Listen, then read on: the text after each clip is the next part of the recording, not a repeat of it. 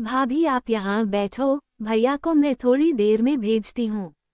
मेरी शादी हो चुकी थी और मैं अपने पति के साथ उनके घर में कदम रख चुकी थी। मैं उनके कमरे में यूं ही बैठी थी जैसे मैं उनका इंतजार कर रही हूँ। मैं बेड से उठी और पूरे कमरे को बहुत ही ध्यान से देखा, उस कमरे की एक एक चीज को बड़ी ही बारीकी से देख रही थी। सब कुछ मेरी ही पसंद का था, दीवारों का कलर, पेंटिंग्स, फ्लावर और यहाँ तक कि मेरी पिक्चर्स भी जो मैंने कभी किसी को भी नहीं दी थी। ये सब तो बिल्कुल वैसा ही है जैसा मैं इमेजिन किया करती थी। सब कुछ मेरी पसंद का, आखिर ये सब इनको और इनके परिवार वालों को कैसे पता। मैं ये सब सोच ही रही थी कि दरवाजे के खुलने की आहट से मेरा ध्यान दरवाजे पर गया। सामने आकाश जी, मेरे पति खड़े थे। आराम से, कोई जल्दी नहीं है, मैं जानता हूँ कि आप अभी मुझे बिल्कुल भी नहीं पसंद करती। कोई बात नहीं, आप थोड़ा वक्त लीजिए, सोचिए, जानिए मुझको, फिर हम इस रिश्ते को आगे बढ़ाएंगे। आप यहाँ कंफर्ट तो है न? अगर कोई दिक्कत या किसी भी चीज़ की ज़रूरत होगी तो बता दीजिएगा। आप कम से कम कपड़े चेंज कर लीजिए, कब से इतना भारी लहंगा पहनी हुई है, थक गई होंगी आप। चेंजिंग रूम उधर कबर्ड के बगल में, आप जाइए, कंफर्ट हो, वो बोलते जा रहे थे और मैं सिर हाँ में हिलाती जा रही थी। अब जाइए भी कपड़े बदल लीजिए, तब तक मैं आपके सोने के लिए बेड तैयार कर देता हूँ। मैं अंदर तो चली गई पर मुझे ये नहीं समझ आ रहा था कि मैं उनकी बातों पर अपनी सहमति ही क्यों जता रही थी। वो जो कह रहे थे, जो भी करने के लिए कह रहे थे, मैं ऐसे ही चुपचाप बस उनकी हाँ में हाँ मिलाई जा रही थी। क्या हो गया था मुझे उस वक्त? जोर से हाथ झटक कर मैं कपड़े बदलने लगी। जब बाहर आई तो देखा कि वो मेरे लिए बिस्तर लगाने के बाद दीवान पर अपना बिस्तर लगा रहे थे। आ गई आप, आपका बिस्तर लगा दिया है, आप वहाँ आराम से सो जाइए। और किसी भी चीज़ की आवश्यकता हो तो मुझे आवाज़ लगा दीजिएगा। मैं यहीं दीवान पर सोने जा रहा हूँ। अब आप बिल्कुल रिलैक्स कीजिए और सो जाइए। Good night. और आकाश जी इतना कहते ही दीवान पर ही सो गए और मैं बेड पर, लेकिन आंखों से नींद तो कोसों दूर थी। धीरे धीरे मैं अपने बीते कल की खिड़की में झांकने लगी। स्मृति, तू शर्त लगा ले, इस साल की स्कॉलरशिप भी मुझे ही मिलने वाली है। वो तो है सांची, क्योंकि हम सब जानते हैं कि तुम इस कॉलेज की टॉपर हो। लेकिन सांची, तू ये भी बहुत अच्छे से जानती है कि तेरे पापा अब तेरे आगे की पढ़ाई नहीं चाहते। वो जल्द से जल्द तेरी शादी करवाना चाहते हैं। लेकिन एक तू है जिसका सपना है आईएएस ऑफिसर बनना, देश की सेवा करना। लेकिन तू आगे कैसे पढ़ाई करेगी, कैसे अपने सपने को पंख देगी? हाँ स्मृति, बात तो तुम्हारी ठीक है, मगर मैं आज पापा से बात करूंगी। और अगर नहीं माने तो सांची, नहीं माने तो मैं भी जिद पर अड़ जाऊंगी। मैंने स्मृति से कह तो दिया था, लेकिन पापा के आगे केवल हम अपनी बात रख सकते हैं, मगर उसके लिए अपनी जिद से बात नहीं मनवा सकते हैं। मान लो अब तुम्हारी लाडली को अभी और पढ़ना है, आईएएस ऑफिसर बनेगी तुम्हारी लाडली। सांची, चुपचाप कान खोलकर मेरी एक बात को सुनकर गांठ बांध लो। मैंने तेरे लिए एक लड़का देख लिया है। बहुत ही होनहार है, पढ़ा लिखा, और एक नामी कंपनी में जॉब भी करता है। उसका नाम आकाश है। तो सुनो, कल तुम्हारी उसके साथ मीटिंग फिक्स की है। तुम्हारे साथ तुम्हारे रघु भैया भी जाएंगे।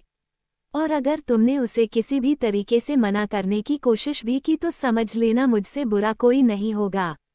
मुझे नहीं मालूम था कि मेरे आगे की पढ़ाई की बात चलाने से घर में इतना बवाल खड़ा हो जाएगा।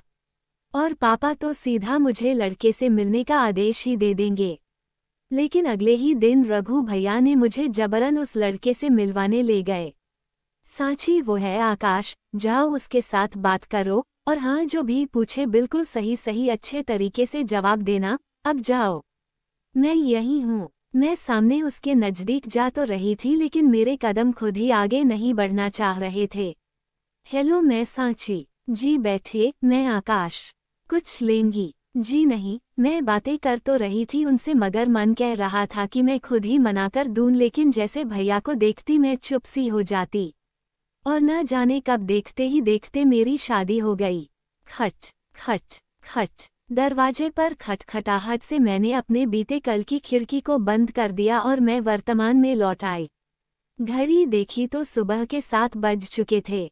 भाभी उठिए भी, अब कब तक सोती रहेंगी? माँ बहुत देर से आपकी राह देख रही हैं।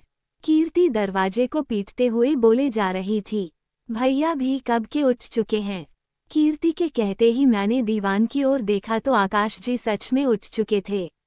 हाँ बस थोड़ी देर में आए, तुम जाओ, मैं तैयार होकर आ रही हूँ। मैं नीचे गई तो देखा आकाश जी की माँ आंखें तरेरे खड़ी है। फिर आकाश जी को देखकर उनके चेहरे का भाव ही बदल गया। उनके चेहरे पर से शहद और चाशनी का ऐसा मिश्रण देखते ही बनता। मैं जल्दी से उनके पैर छूने के लिए बढ़ी। तभी सांची बहू, बेटा कोई इतनी देर तक सोता है? मैं जब शादी करके इस घर में आई थी तब न मैं सुबह के 4 बजे ही उठ जाती थी और सबसे पहले नहा धोकर पूजा घर में पहुंच जाती थी। सुबह का दिया मेरे घर में 5 बजे ही जल जाता था और तुम तो कम से कम 6 नहीं तो 7 बजे तक ही जला दिया करो। मैं आकाश जी का मुंह देखने लगी। अरे माँ, अभी तो सांची इस घर में आई है, पहले इसे इस घर में ढल तो जाने दो, फिर देखना ये खुद अपने आप ही इस घर की जिम्मेदारी बखूबी संभाल लेगी। मैं तो बस उनको देखती ही रह गई। अच्छा सांची सुनो, 2 घंटे में तैयार हो जाओ, हमें कहीं बाहर जाना है। फिर मैंने हाँ में सिर हिला दिया। मम, ये मुझे बार बार क्या हो जाता है? मैं उनके और उनके घर वालों के सामने क्यों कुछ नहीं बोल पाती हूँ?